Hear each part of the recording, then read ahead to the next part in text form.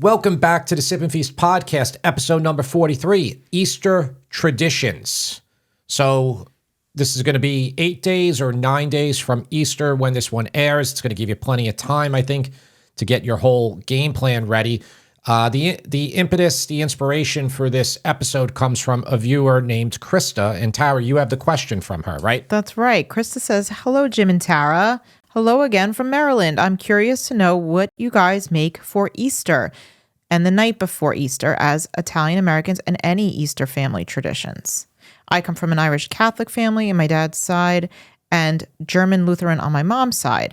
And our Easter is usually the Easter Vigil Mass, fasting all day. And Easter Sunday, we make some sort of steak dinner like filet mignon or prime rib. I'd love to hear your traditions. So thank you, Krista, for your question and for inspiring this entire episode. Yeah, this won't be all inclusive what we discuss here.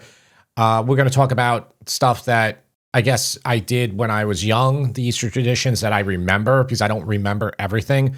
And then we'll talk about what we do now, kind of the modernizing of our traditions and kind of we're a little bit more practical these days.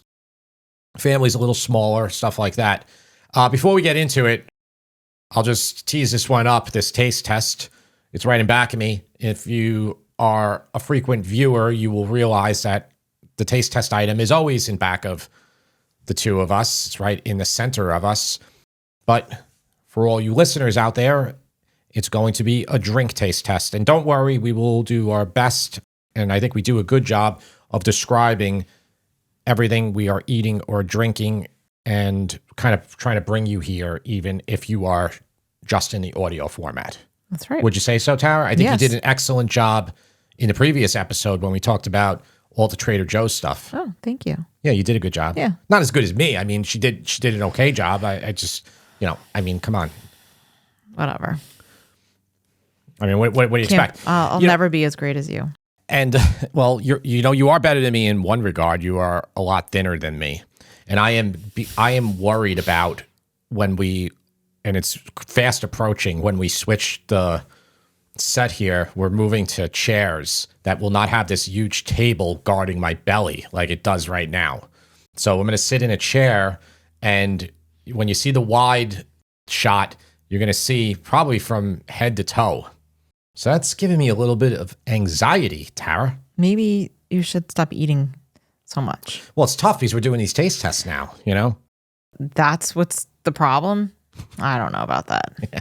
Well, anyway, I'm actually happy that we're going to have the chairs. I think it's going to be more laid back. This table is nice and everything, but I feel like it's a little too formal.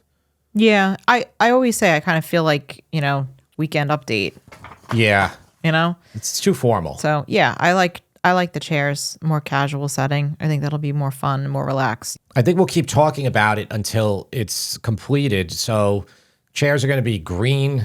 This wall's going to have to change because I think green and gray will not work. I'm thinking we'll paint this like white probably. So everything will be different here. The only thing that won't be different will be the two of us. It'll still be us. Yeah. Yeah. Until one of the kids pops on and stuff like that. Yeah. Sammy expressed the desire to maybe co-host a podcast with you instead of me one episode. So well, that'll be good. We might do that. It'd be nice to get her. Yeah. Yes. So do you want to talk about some of the Easter traditions that you had when you were a child? Yeah. And then I can share a little bit about mine. Yeah. So this isn't to answer Krista's question. Yeah. Do you want me to go first, or do you want to go first? Yeah, you go first. So this is not all inclusive because I can't really remember everything. I'm sure I'm missing something. Probably if my mother's listening, she'll probably correct me. I think though, for the most part, and this changed depending on whether we were at our house or at my aunt's house, like a family member's house. Because, when you're going to someone's house, it's they're the ones who get to set the rules, what you have. And I think we would rotate every year. So as far as the house I grew up in, there would always be stuffed artichokes for Easter. That was a common thing. We would start off with antipasto, so there would be like a nice spread of that. Church first, then antipasto, and then it would go into, maybe there would be like a something baked or whatnot, but it would always be then there would be like a pasta first, the baked pasta. So it would either be lasagna, stuffed shells, not really baked ziti. Manigot was common. That one I think my mother did the most. And then after that, we would rest for a while. This was awfully similar to Thanksgiving. But then after that, we would rest a while, and then we would have the main course. And the main course would normally be a pork loin. I think in our house, it was a pork loin. I think later on, when I got older, my mom was doing the spiral ham. And then there would be some like roasted potatoes. There would be like green beans or some other type of green. There would be like a salad. But really the star of the show for us would always be the stuffed artichokes. That was kind of the one that everybody looked forward to. As far as like pizza gaina or pizza rustica, you might know it as, or pizza cina, it's all the same thing. It's a baked meat pie. We didn't have that. My mom said that she did have it when she was growing up. She said she had a family member that would always make it, and my mom hated it. So that's why she never wanted to make it for us. I believe, and I might be mixing up stories here, but this was, I think she told me this relatively recently. Though I think we might have had it at some point. I'm not positive. It definitely wasn't like the stuffed artichokes were. So that's kind of my little thing, and I'm probably missing some stuff too. Yeah. So did your mom observe the whole fasting period during Lent? Oh yeah, she's strict Catholic. Okay, so she would. My mother's like, she's definitely afraid, like, not being perfect Catholic. So she would abstain from eating meat on Fridays. Did she actually fast from meat on Good Friday and the Saturday, like the day before Easter? I think she did, but I can't recall. That's the thing. Yeah, it's hard to remember. Yeah. Because I know that's why the pizza gaina is kind of like the big deal. Like that's something that you would eat almost at midnight, right? Especially if you went to midnight. Sunday. If you went to midnight mass, then you would. Was there midnight mass for Easter? I know that's a Christmas Eve thing. Maybe not then. So maybe people just would eat it at when it got to 12 o'clock. Yeah. See, I didn't grow up with that sort of heritage, I would say. The school I went to, everybody was Catholic. Though everybody's pretty much Catholic in Long Island. Same for me. So where I grew up, same thing. Everybody was Catholic. Not everybody, meaning the majority of people in Long Island. I was one of the minority. I was not Catholic. I was raised Lutheran. Although both of my parents were Catholic, they both converted to Lutheran when I was, I don't know, I might have been like 3 or 4. I know I was baptized Catholic, but then they switched. So we weren't really that strict with fasting during the Lent period. Although my mom taught Sunday school, so I grew up understanding that whole period of being like a very kind of like the holiest time, I feel like, during Lent, and especially leading up to Easter. That was kind of like the height of like the Holy Week. Palm Sunday. Rosary beads. Maundy we didn't have rosary beads are a Catholic thing. That is not a Lutheran thing. Maundy Thursday. I should know that. I would go to church on Good Friday. At first, when I was little, I remember being taken to the Stations of the Cross Mass, which was for children. And then as I got older, we would go to the Stations of the Cross that were for adults. It was very somber. I remember the pastor would, at the end, he would just walk out and slam the door. It was almost like symbolic of maybe the rock being pushed in front of the tomb where Jesus was. It was a very somber day, I remember. Huh. And then, you'd go to church on Easter Sunday in the morning after the Easter Bunny came. But as far as food and, Italian Americans, I've shared on previous episodes that my connection to Italian American heritage was through my paternal grandmother. So my dad's mother, Jane, she was 100% Italian, last name Gallo. Her family came from Caltabellotta, Sicily. So that is my connection to Italian Americans.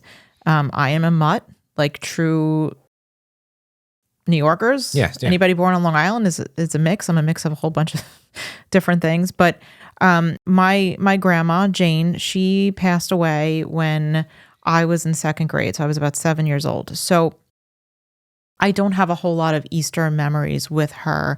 In fact, the memories I have of that time of year specific to Italian Americans is actually with my dad's cousin, Mary. Every Palm Sunday, we would go to her house. She lived in Bayside, Queens. She's now passed on. But I remember her making a lot of food, which what stands out for me are her desserts. So she would make strufoli. Strufoli is That is something we would have common on Easter. And I remember we would get there and the strufoli pile was sitting there staring at us, but we weren't allowed to touch it until dessert. And she would also have cannoli. I know there was some sort of baked pasta involved, but I honestly don't remember. I just remember the desserts. Now, my mom was taught how to cook by my Jane. So when my dad married my mom didn't, I don't think she really knew how to cook much. Her grandmother who raised her wasn't much of a cook. In fact, I think she was a terrible cook from my understanding. So my mom's cooking knowledge came from her mother-in-law at the time, Jane. So my mom would make lasagna for Easter. I don't remember other food on Easter. I know my mom made stuffed artichokes when I was growing up. I don't remember if we ate them on Easter. My Easter memories are very blurry, to be honest. In fact, I remember like the Easter bunny and I remember eating Cadbury eggs, but I don't remember a whole lot of what we ate on Easter Sunday. I remember always trying to give something up for Lent, but not observing a no meat on Friday. I think that was because we were Lutheran. Yeah. I don't think we were governed by the same laws as the Catholic Church. So we could eat meat on Friday, but I always tried to give something up. Like one year I gave up coffee for Lent. Yeah. And that was brutal. I drank coffee on Easter Sunday and I felt so sick after drinking it. I couldn't even eat the food. But what I will say is that my later in life connection to Italian American Easter traditions happened when my parents are divorced. My dad remarried a woman, Angie, who is from Italy. She moved here when she was, I think, 9 or 10. And she introduced me to what is now one of my favorite Easter foods, and that is grain pie or pastiera. I had never had it before, and I remember having it it was either at her house or her sister Rita's house, and I fell in love with it. They had gotten it from an Italian bakery near their house in Bethpage, and I loved it. And now we make it ourselves. We should talk. We got to talk about that. No, that's it. That's my. Okay. Those are my memories of my childhood Easter and how they've evolved into my adulthood Easter. Yeah, I mean, yours is similar to mine. I don't have that much. I mean, I feel like now we have to make all these different Easter stuff that, truth is, I didn't have these growing up. So I made torta pasqualina. I think it's from Liguria. Okay. Liguria. Okay. Yeah, which is what I suspected because it's so much green in it. So that area of Italy, they do the pesto, green pesto with potatoes in it and the green beans. They'll do like a green lasagna, but I made this. I got to be honest, I wasn't the biggest fan of it. I think the regular pizza rustica or pizzagana is superior. I disagree. You disagree? I kind of figured you would disagree with that. I love the torta pasqualina because I really liked the hard-boiled egg that was in it, and I loved the greens. You can add the hard-boiled eggs to your regular pizza rustica, too. People will do that. The pizza rustica is more heavy. I feel like the pasqualina is... Pasqualina is lighter. Yeah. I mean, there's a lot of dishes with eggs. There's the Easter bread, which, the colorful Easter bread, which is a brioche bread with eggs in it. There's also casatiello, which is another Easter pie that is a Neapolitan specialty that looks similar to pizza rustica, but it's baked in kind of like a bundt cake round pan, and then it has braids on top with the hard boiled eggs. but we don't have that one on the site yet. But yeah, all of these recipes, not something that we really had and enjoyed. I will just, one little thing about the Pasqualina one. Honestly, I think it would be better if it was Greek style. I think because I made it and I thought it needed the feta in there. Even though I put a lot of pecorino in there and ricotta and I think another cheese. I think I had like 3 cheeses in there. I just felt like it just didn't have what it needed. I really liked it. But you disagree. So I disagree. You disagree. I loved it. The amount of greens that I had in there, and in Italy, they'll do, like I did some research on this, they'll do all different types, like dandelion greens and other ones. I think I used predominantly spinach in it. Or maybe I used escarole also. Well, I have it up. But, and I gave options in it, what you can use, what you can't use. It took a ton of greens, a lot of cheese, hard-boiled eggs, and you make a pie crust that is pasta fralla, which is similar to, honestly, what you use in a lot of different pies. You use Swiss chard and spinach. I use chard. Okay, there you go. I'm wrong. And then it has ricotta, Parmigiano Reggiano. It had a little bit of nutmeg in it. So it had Parmesan. It probably should have. It should have Pecorino. That would make it better. But if it's coming from Liguria, that's why. And that's the thing. Like I always hold back when I'm making dishes that I want to be true to the area. Like I'm like, okay, let me use the Parmesan cheese. But if you follow the videos and the channel and all that, you'll know my love for Pecorino far surpasses Parmigiano Reggiano cheese. I just think it's just better. It's saltier. First of all, it's cheaper. It gives more of a punch. I was reading a Sicilian cooking book, and they said that Parmigiano Reggiano is unheard of in Sicily. Unheard of. Now, that book was written 20 years ago. It might be different now, but no, I think Pecorino and it's another type of cheese that's. Well, they have other cheeses, but as far as like the grating cheese, it's Pecorino. Yeah, I don't know. I feel like it's more versatile, like far more.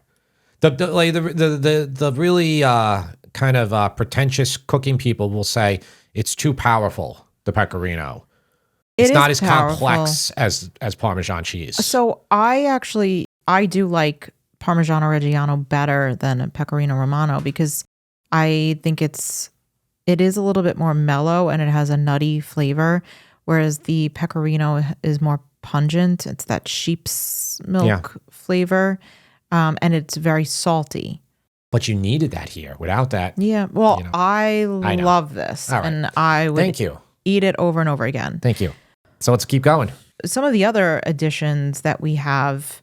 Yeah, so I know I spoke initially about pastiera before I went on a tangent about the torta pasqualina.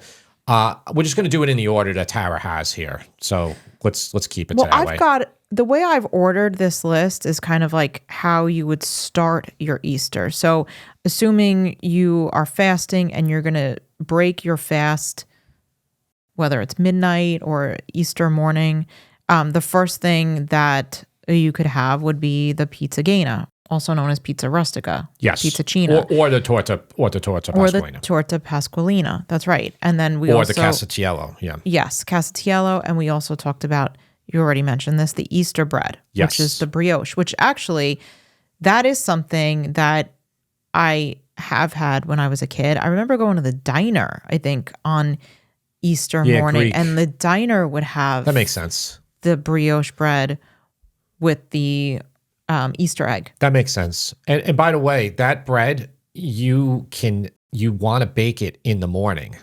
Yes. So make the, what are they called? Like nests? Make the dough braids. Overnight. Yeah, make the braids overnight. And the egg overnight.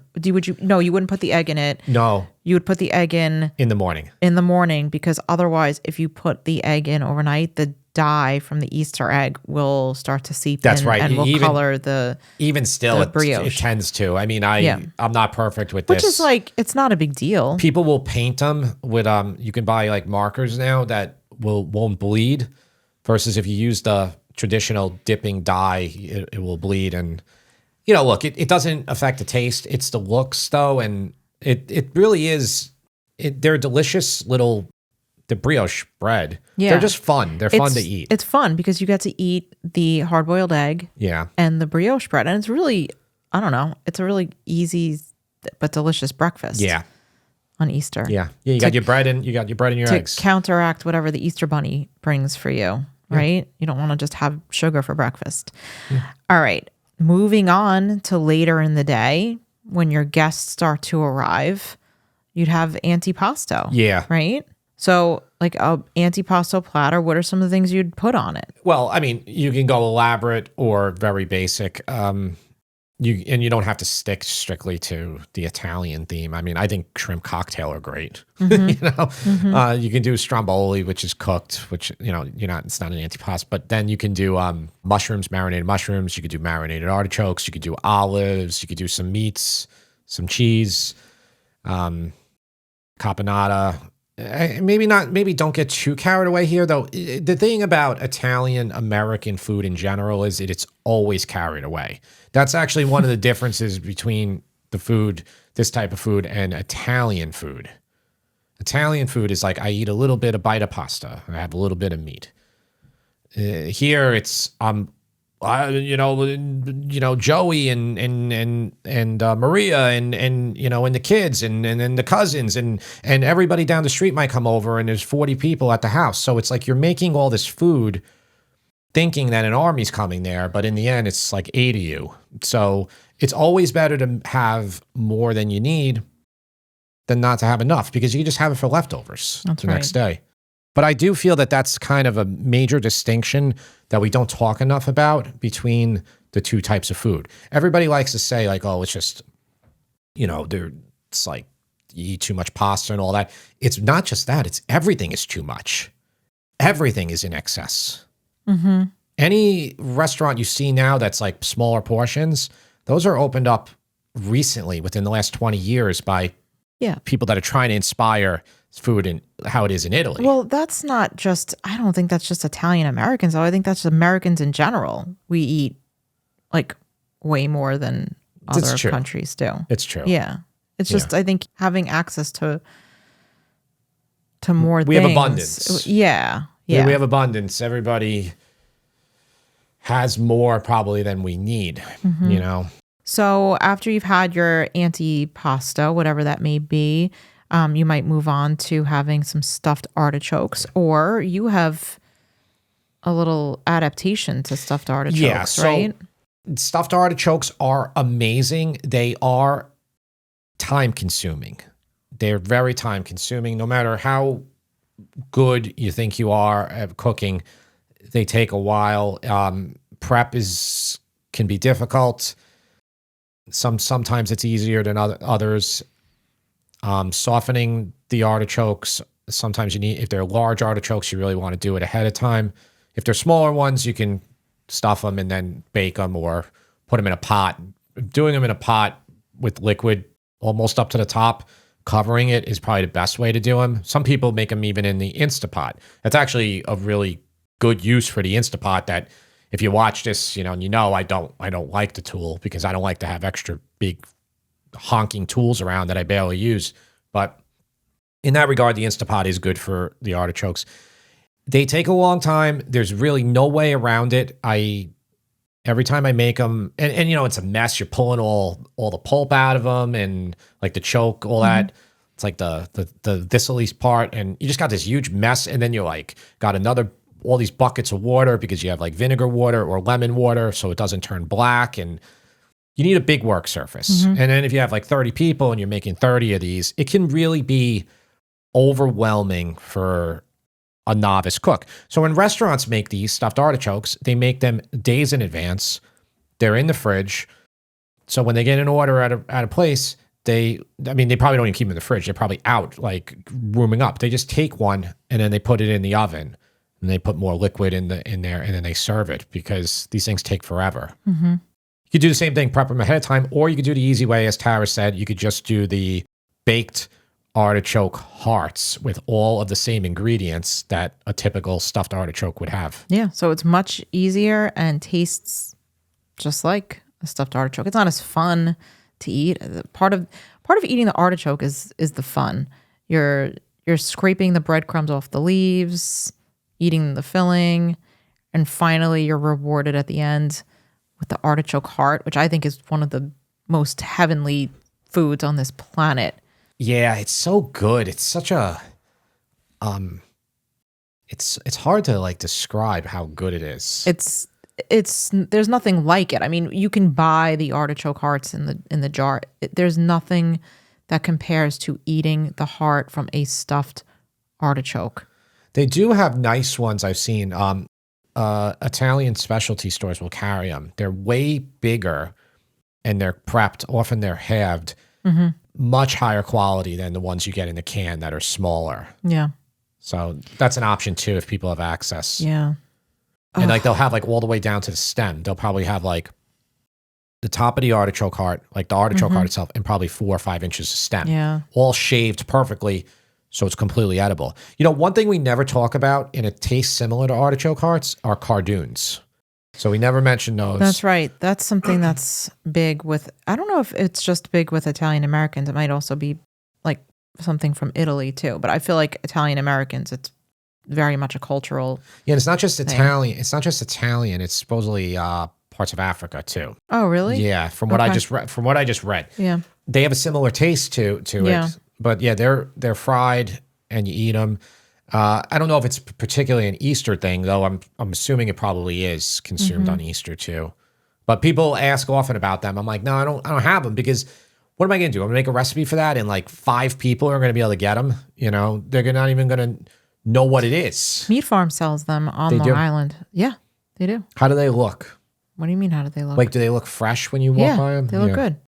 Yeah. Yeah. We got to try it then. We should. Yeah. We should put a recipe up because a lot of people have asked for it. They do. Okay. Yep. So after you have that, you may move on to a baked pasta. Yes. Like lasagna or, as you would say, manigot. Yeah. Yeah. Or manicotti. Manicotti, as I say it. Manicotti. Stuffed shells, right? They always like joke like somebody in the family can eat like 20. That was my dad. Yeah. He could eat 20 they always said 20 regulation size manicotti. Regulation and I'm like, size, what does regulation size mean? But that's, I mean, my dad was known for being able to eat a tremendous amount of food and still be relatively thin. Yeah. Yeah. You know, his appetite has been curbed a little bit as of late, but he used to be well known as a good eater.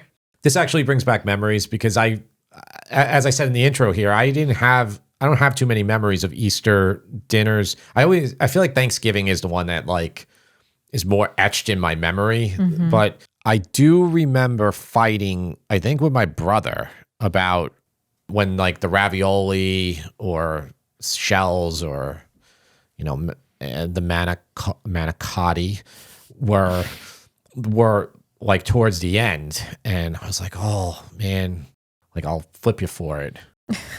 Because like what, you were gonna trade? Like you were gonna take his food? Because like you want him, but then like it would always be my mother or family member would be like, you're not gonna be able to eat the pork, you know, or you're not gonna be able to eat. We got the stuffed artichokes still coming, so. What about baked ziti? We never did the baked ziti. I think the baked ziti is a great idea because it's the easiest one of all of them to do. Yeah. Though ravioli is simple too. You buy ravioli from the ready-made ones. What was that brand that the guy said? It's like pasta. Oh God. Yeah. I can't remember. Posto. Yeah. It eludes me. Yeah. We don't actually buy any ravioli really. We don't buy any of that stuff. I know you think we eat pasta all the time, but we don't. In fact, I feel like I've been making meat dishes nonstop now that's because you have been for the last year or so. Yeah, you've been doing a lot. I think we lost a lot of viewers. We had like a sizable contingent of like vegetarian, vegan viewers who would adapt our recipes. I think we still have those viewers. I hope we do, but I think Jan is one of them. I think Jan they got messages mad. us. No, I don't. They got mad so. with all the beef dishes. No, I don't think so. Okay. I think they understand that we're omnivores and that's who we make our recipes for. I think they're appreciative when we do put out a vegetarian or vegan recipe, but I think a lot of vegetarians know, okay, Jim's recipe for puttanesca has anchovy in it. I'm going to just omit the anchovy and I can, that's easy to make vegetarian. Or, I think they know what they need to do to make the adaptations to our recipes. Yeah, no, I realize that I mean, I would hope that most people think we're not like trying to stick it to one cuisine. Honestly, what happened was we were slumping on YouTube for a while, and we were doing a lot of those vegan, vegetarian recipes. They just weren't working. We weren't getting the views. We definitely weren't getting the views that we needed to justify. Well, it wasn't even just doing that. I mean, we did a drink video that did not do well. Like, we were trying different things and we couldn't seem to get out of this slump. You go in a big slump, there's a little inside baseball here, but if YouTube always judges you they always tell you like, this is your best video out of the last 10. It's always out of 10. So people who do this stuff for a living, they're like, oh, I had a 10 out of 10. It's like they're like sticking it to you. They're like, you suck, and then if you get a 10 out of 10 and then you get another 10 out of 10, so like 2 weeks in a row, it's like devastating. It could take like months, because what happens is it's all just algorithm based. It's all just like, oh, like nobody likes this guy anymore. This guy Sip and Feast is a loser. Like, let's just move on to the next guy, and then it's like people will message us. They'll be like, what happened to you? I'm like, I've been here the whole time. I'm like, it's YouTube isn't showing. I'm invisible to you now but then it works the other way. So if you get a 1 out of 10, then it's like things get reset. And then they tend to show things more to people. So what happened for us is we put out a bunch of bombs, and then like everything was just, stinking up the joint. And then we put out beef bourguignon and it skyrocketed. And so I was like, oh God, well, all right, we got to do beef. And then every beef I put out after that did well for a long time. Yeah. So that's why we were like, oh, we got to keep making beef recipes, because that's what YouTube is showing people right now. So a lot of times when we're making recipes for the website, it's what we want to put out. But sometimes for YouTube, it's like, all right, we have to put out what we feel intuitively YouTube is going to show people. Yeah, it kind of stinks, and that's why you can see. And it doesn't really matter for us, because it's just the two of us. But think about like these YouTubers that got 20 people that are working for them. Like all these people have like families, and they got to pay their mortgage and their bills. So these YouTubers then they go crazy. They're like, okay, every video's got to be better than the next, and it's not sustainable for them. It's really not, and hence you see all these YouTubers quitting. A lot of them are quitting or scaling back, getting rid of those teams, and it's probably a really tough conversation when they're letting them go. But for us, it's not. We do want to do well, but there's not a lot of people are hinging on this. Yeah, it's just us, really. Just one, the guy who's editing this video right here. That's right. Yeah, which we really appreciate, Billy. Yes, we do. Let's move on. We talked about the baked pasta course for Easter. Up next is the main course. So you talked about your mom making the pork loin. At some point, you switched over to the spiral ham.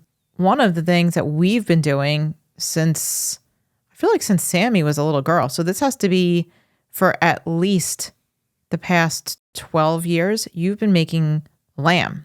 Yeah. For Easter. Ever since we started hosting Easter ourselves, we've been making lamb. Yeah, my mom didn't do the lamb really when we were kids. I think it was a little intimidating to her, and I think it might have been a little costly. Lamb is more accessible now than it was when we were young, but that all being said, lamb is still not an Italian thing. It's more of a Greek thing. So now, if you do see Italian recipes for lamb, most of the time it's not a whole leg of lamb. Mm-hmm. It's like chops, or there's a place in Italy, it's like northern Italy too, where they eat a ton of lamb. Mm-hmm. But it's not the same thing. Like when you think of that ubiquitous lamb with potatoes, that's a Greek dish. Yeah. Well, actually, or the whole lamb. Well, my friend Catherine, she's Greek. I used to love hearing about her Greek Easter. Like she would come in, because it was usually like a week after. It didn't really sync up with our Easter. But she would tell me, oh, we had a pig and we had a lamb, or we had a full goat and we had a full lamb. Like And all the food that she would describe always sounded so good. I was always so jealous. I just want to correct myself. As Tara's saying that, there is Italian lamb head too. That's The capuzzel. Yeah. Capuzzel. Yeah. Yeah. So Yeah. just before you're probably yelling into the camera right now, or yelling into your radio receiver, Jim, I had to eat the lamb's head when I was growing up. Well, there you go. That's it. Yeah. No, I did not have the pleasure of having that. My mother would. That would never happen. Can you imagine your mom making lamb head? Oh my God. Imagine if she tells us that one time. I'm like, well, now we know something's going on. Yeah.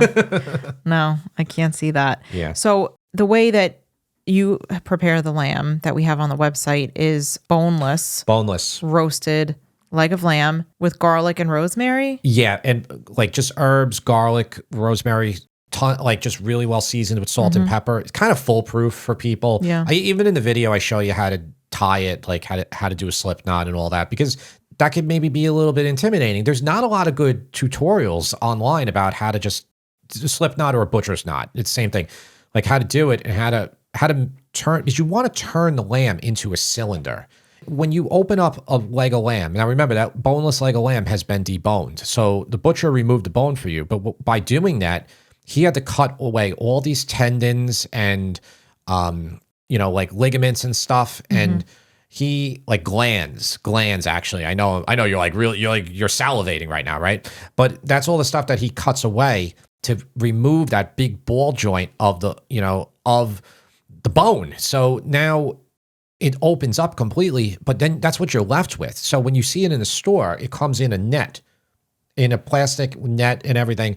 And then you're like, the second you open that all up, it all opens up. So you got to tie it back.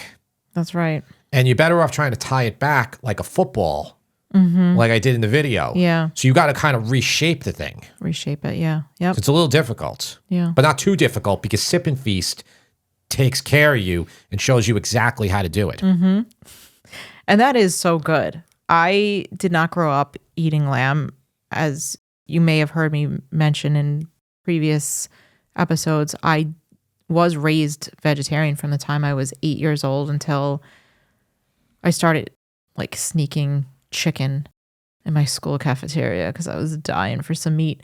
So I never really grew up eating lamb or anything. And once you started making it, it became one of my favorite things to have. And I look forward to having that every Easter. So, thank you. And by the time people see this, we should have bone-in leg of lamb, Greek style. So just so you know, that'll be easier than doing the boneless, because you're not going to have to tie it back up. You just got to open the package and just season it well.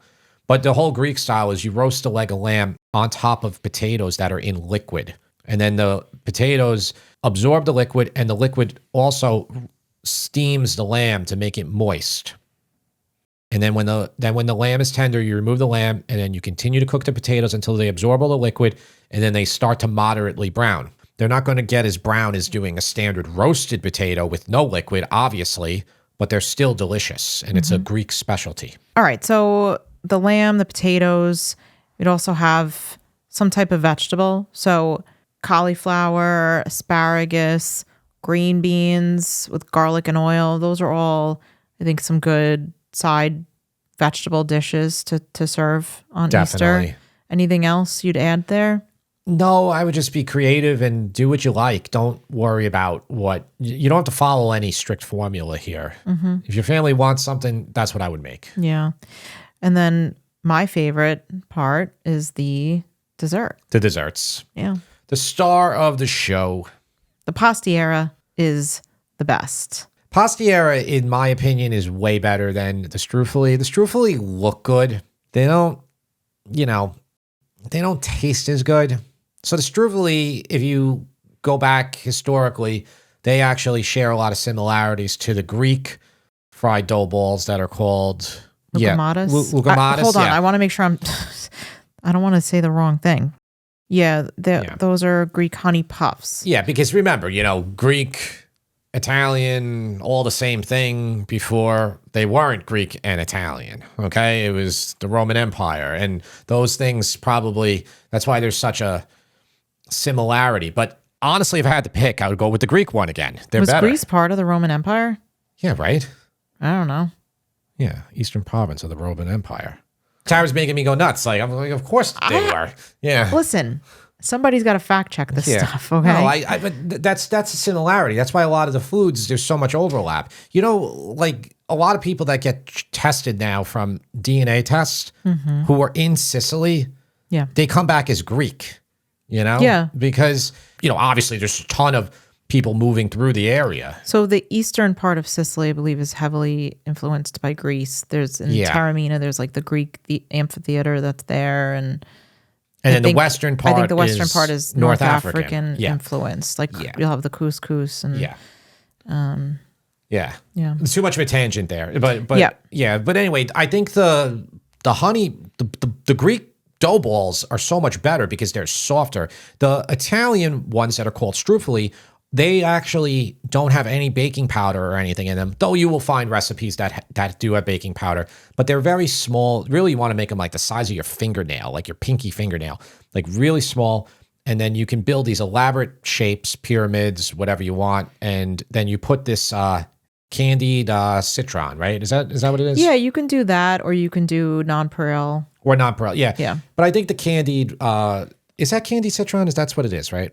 Yeah, candied fruit. Candied fruit. Yeah. Tara bought me like a whole huge container of it last year. It's in the back of the fridge. It's probably bad right now, growing mold or something. Science experiment. Probably not going to use that this year. Use that. And I don't feel like making strufoli either because talk about a pain. You can buy strufoli. If you live on Long Island, you can go to Uncle Giuseppe's or a lot of bakeries will have it. If you want to try it. Yeah. You know, it is easier to buy it than it is to make it. Same with if you want to get Italian pastries for Easter, it's easier to buy the cannoli than it is for you to make it at home. I mean, that's a tough one. I think we say this every 3 episodes. Yeah. Do not make your own cannoli. Make your own cannoli cream, and you can buy the shells from the bakery if you want. Most people aren't going to be able to make the good cream unless they can get the impastata that is a super dry ricotta. Now, it's you just go, I'll just use regular ricotta. You can't. You can, it just won't be the same. And typically that impastata, you got to go to a bakery, ask them, they'll probably sell it to you because otherwise you got to buy like a big 5-gallon pail of it, you know? Yeah. But I would say if you're going to make one Italian dessert for Easter, you should do the pastiera because I think it is special for Easter. The best. And it's the best. It's made with granicato, which is a wheat berry. Yes, barley, right? Is it barley or farro? It's wheat berry. It's wheat berry, and you can get it in an Italian grocery store, but you could also order it on Amazon. And there's orange zest in it. There's orange blossom water, which you don't need to put in if you can't find it. It's just my favorite dessert. It's so good.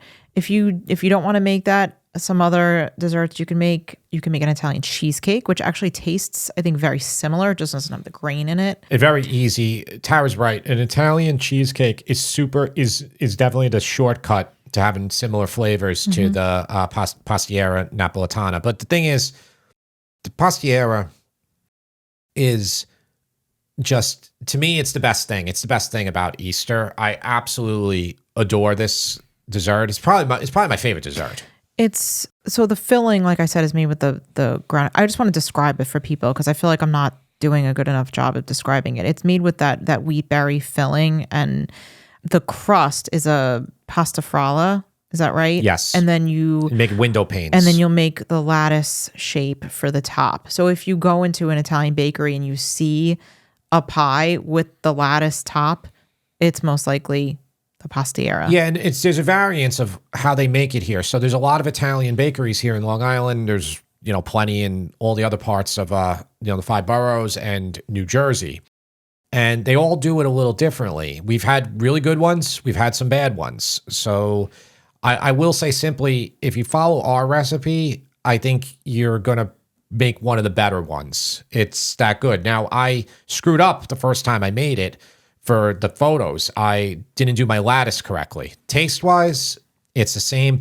I also didn't bake it long enough the first time. So depending on how you make it, a lot of times the bakeries will make a much smaller version than I did. Mine was fairly high, and I'd used an insert pie, like tart pan, which you need for this dish, because if you don't do that, you can't get it out. Okay, so you have to. We have all the equipment you'll need if you want to make this. It's all linked on the recipe, and if you want to try something different this year, that's really going to impress a lot of your family members, I recommend that you make that one. Right? That's a good one. And if you do make it, let us know how you enjoyed it. Yeah, let us know. There's plenty of recipes for it. And there's also a lot of shortcuts for it where you don't have to use the granocado. You can use rice. Yeah. Yeah, I mean, you can do it differently. You can use just barley or farro. I mean, there's other ways to do it. I think the granocado is barley.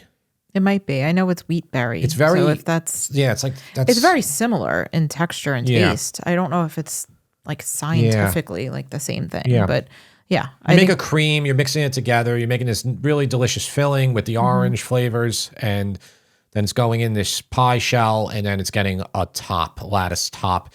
And when you taste it, it's very unique. I often say, whenever we talk about desserts, my favorite dessert is a cannoli or sfogliatelle. But I never really include the pastiera because I only really think of the pastiera during Easter. Yeah. So, a lot of times people will call it Easter pie. Easter pie, yeah. But people also call pizza gaina Easter pie. That's right. That's always that confuses. It does. Yep. All right. So, Krista, we hope we answered your question in, I don't know, 40 minutes or however long this episode was. But thank you for sending that question over and for inspiring this Easter episode. Yeah. Thank you, Krista. And now we're moving into the thing you're actually here for. They're here for the other I'm stuff. kidding. I know. I always joke with Tara. I'm like, if these taste tests start doing a lot better, I'm like, are people going to be like, Jim, we don't even want to hear anything else. Just get to the taste tests. Well, we're going to do that right now. Okay, so these will be recognizable to you if you're from New York and you are over 50. If you're not, it'll be less recognizable to you. I would say if you're under 35, you might not even know what these are, even if you live in the city. I think if you grow up in an Italian-American household, you're going to know what a Manhattan special is. I don't know. I feel like you definitely will. These are in pork stores. I know, but they're very niche. So anyway, the article I read in the New York Times. Now I've always known these. Okay, I've always known about it. I don't know why. I just feel like even in the early 2000s, I would see them everywhere in the city. But it could have been I was just looking for it. But the article was from 2008 in the New York Times, and it said that it was like talking about the owner. They were interviewing the owner. They're saying that they went from being everywhere to being an extremely niche product. That was in 2008. Okay. 2008 is almost 20 years ago. That's frightening, but no, that's true. I mean, the only place I do see these are Uncle Giuseppe's, or if I were to go into a pork store, I would see it. And these are very expensive. So I went on. I just wanted to check prices for you before we actually get into what these are. But these Manhattan specials, they're made by a company that started before 1900. It's Italian immigrants, and this is the one that they originally are known for, which is the espresso. Okay, it's like a coffee soda. But yeah, they had like a booming enterprise, and they still do, but again, they're niche, and you can order them on Amazon, but they're awfully expensive. Amazon will sell you a 6-pack of them. It's on Prime. It was $27, I believe, or $35. It was very high. For a reference for us, we were able to buy these for $2 each. Right. At Uncle Giuseppe's. Yep. Which is still a little bit high. I think you were able to get these even cheaper in like bodegas and stuff in the early 2000s. All right. Well, so we have 3 flavors here, right? Yeah. We have the original, which is the coffee or espresso flavored soda. We have creamy vanilla, and we have an orange flavored Manhattan special. So do you think there's an order? I think we saved the one that their name say, like the one they're known for. We'll save it for last. For last, because I think that's going to be the strongest. Yep. I would maybe go from like kind of similar to when you do a wine tasting. You start with the lighter. So let's start with the vanilla. We're going to share the bottle. because we actually are married to each other. We're not just fake husband and wife. And even if we were fake husband and wife, I would still share it with her. All right. Well, I didn't get much fizz there. I hope it's all right. Go ahead. Yeah, there is no fizz. I feel like maybe we should have poured it into a glass. Let's just see. No, there's fizz. There's fizz. Yeah. Tastes like cream soda to me. That's good. It is good. Okay, so you can see our disparity right away. Yeah, I mean it's cream soda. Tara was not impressed. I think that is one of the most delicious cream sodas I've ever had in my life. I'm not a big soda drinker in general. Neither am I. That's true. Although sometimes when we go out to the diner, you'll order a Coke. And sometimes it's so disappointing. Like I'll order a Coke. And by the way, your safest bet is a Coke. But sometimes I order a Sprite, and I'm like, when did you change these lines? Like 1986? You know, it's I told Tyler, I'm gonna die. I'm gonna die tonight eating my mediocre Greek salad. You know. So you're a fan of the creamy vanilla. Yeah, it's good. You keep sipping it. It's really you can't good. stop. Can't stop. Won't stop. Pop open the orange because I want to try that. Well, before I pop open the orange, let me just tell the nutrition here. It has 46 grams of carbs, so it's high in sugar. That's all it is. Clearly. That's all it is sugar. It actually, when I was reading that article, they said that the owner, again, this article was from 2008, he was so secretive, he wouldn't even let them into photo. I mean, he wouldn't even let them in, period. Mm-hmm. Forget about photoing. He finally acquiesced and let them in, but he would not reveal anything about the ingredients in it, like about their special Manhattan special, and no photos were allowed. But basically the article was saying that they have had to adjust to the times. And again, this is almost 20 years ago, and they were starting to sell online. Right now, if you go to their website, you can buy a 12-pack from them for $27. The problem was the shipping is 18. So I added it up, 27 and 18, 37, 45. So you're at 45 for 12. And then on Amazon, it was 20 or 36 for 6. So obviously, if you want to get it, go to Manhattan Special's website. But it's still so expensive, you know? Mm-hmm. Well, we just want to tell you what the pricing is. All right, let's go to the orange. Crack it open. Tara, go ahead.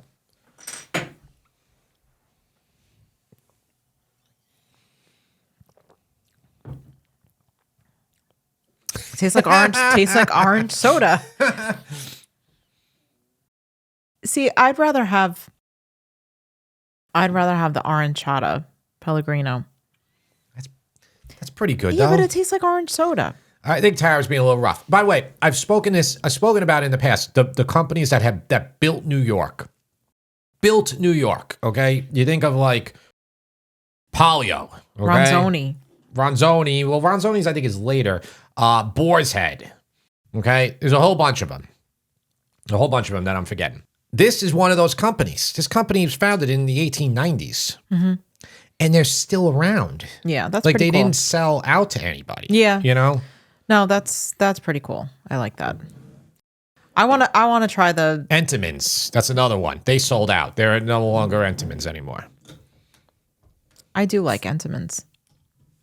All right, this is the one I want to try. Yeah, and let's see if they say anything for ingredients here. Nope, there's nothing. Contains carbonated water, pure coffee, cane sugar, caramel color and preservatives, potassium sorbate, sodium benzate. So yeah, they're not revealing anything. Tara, I could smell that right when I opened that. I got a whiff of it. Mm-hmm.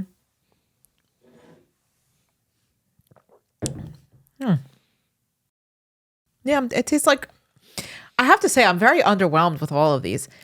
It tastes like carbonated coffee. Carbonated iced coffee. Soda. That's very sweet. But honestly, I think I could go the rest of my life and not have any one of those three and be okay with it. Oh, yeah. They taste good. They don't taste bad. Like I expected to be like blown away by how good it was. I've had these before. Yeah. Because I love coffee. It's okay to me. I mean, I remember when I was working in the city, some people would have these. Yeah. But I never like really, I think I had maybe a couple times. I was never like really drawn to buying them. Mm-hmm. I feel like the labeling used to be very different too. I used to remember it being like bright yellow. Maybe I'm wrong. I don't know. Maybe I'm wrong. I can't remember. So let's see.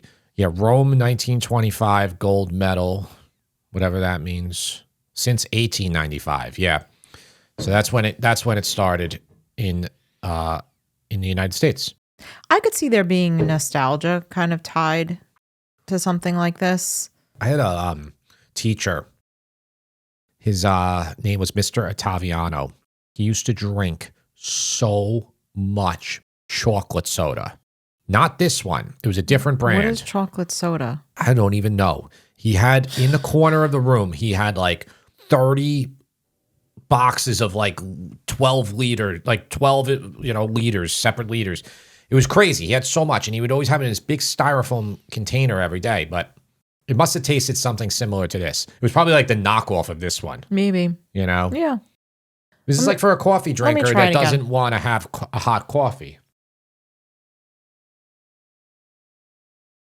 Yeah, I mean, honestly, all right. So I could see that tasting good on like a hot day and it's like ice cold. Yeah. But so we saw a lot of other ones when we picked these up at Uncle Giuseppe's. They had about maybe 8 more flavors. We actually have a couple more of them downstairs, but we only wanted to do 3 today. There was some other Italian sodas. What was that one called? Mole? M-O-L-E? I don't remember. It was like cool marketing. It was actually like more prominent than this one. So it must be a popular soda in Italy. Mm-hmm. This place has so much stuff. Like we could never run out of stuff, but we don't want to just strictly do those. We actually the previous episode we did Trader Joe's stuff. But yeah, let us know what you want us to do. We can do Costco stuff. We can do whatever. If there's something like that you specifically are looking for us to try, maybe that you're having a hard time finding or locating, we would love to do it. I'm not going to lie. I do enjoy doing these. And we are trying to be honest with you. I tend to agree with Tara here. I was expecting more. Yeah. It tastes like regular soda. Like I don't really know how you make that better, though. That's kind of the thing. No, I don't think it's good for what it is. I don't know any other brand that makes like a coffee soda. So it's really just this. So if you want a coffee soda, then get a Manhattan Special. But as far as like, I know you really like the cream soda. It tasted like cream soda to me, and the orange tasted like orange. The orange to me tastes exactly like orange Fanta or whatever. The cream soda is probably the best cream soda I've ever had. Not that I'm a huge cream soda drinker. And this one I don't really have anything to compare it to because that's the only one I've ever had. They're using cane sugar, right? Yeah. So it's using cane sugar. So it's better than the high fructose corn syrup, right? Yeah. Yeah. I mean, obviously we'd all be fine. We'd all be better off if we didn't drink soda. So that's kind of the predicament that these companies are in. You're selling a product that is not really, it's not necessary for your life support. It's not like, it's not as bad as cigarettes, but it's not like it's something that's good for you either. Speaking of soda, I actually really like some of the probiotic sodas that are out, like Poppy and Olipop. So if anybody wants us to taste test those, let us know. I'm down for the taste test. So leave your comments, questions, complaints, criticisms, anything that you have for us to podcast at sipandfeast.com. It's the easiest way to reach us. You can also, though, DM me on Instagram with questions, video questions, what have you. Let us know if you want something else for us to taste test. We want to wish you a happy Easter. This episode is coming out over a week before Easter, so we'll wish you another happy Easter in next week's episode. Mm-hmm. Right, Tara? Because we didn't want to put this episode out the day before Easter. We feel like it wouldn't give you any chance. Yeah. So there'll be another episode coming out one day before Easter. That's right. We don't know what that episode's about yet, but yeah, we haven't planned that one out. Yep. We're not that far ahead. No. We'll see you next time.